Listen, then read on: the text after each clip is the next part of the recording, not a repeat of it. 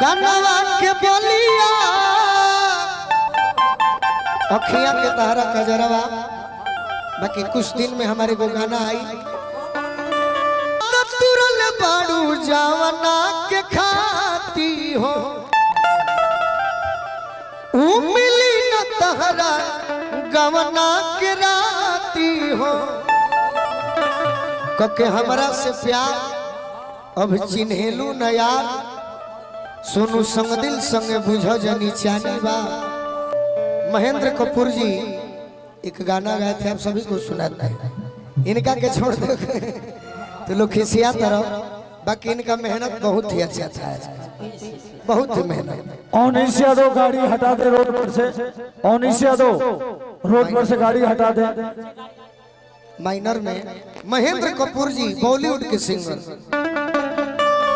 एक गाना गाए थे कि मेरा प्यार वो है कि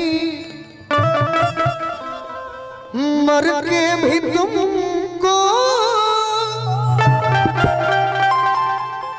जुदा अपनी बाहों से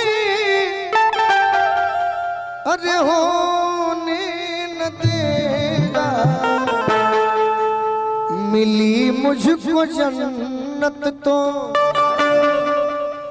जन्नत के बदले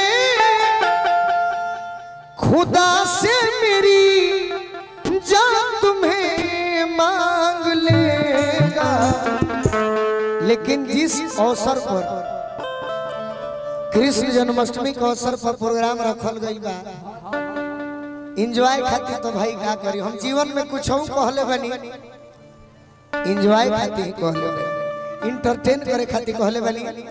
लेकिन राधिका जी कह तरियावो प्रभु आओ रिकॉर्ड कर लोग तब करी कह तरी की मन करे गरदन में फसरी लगाई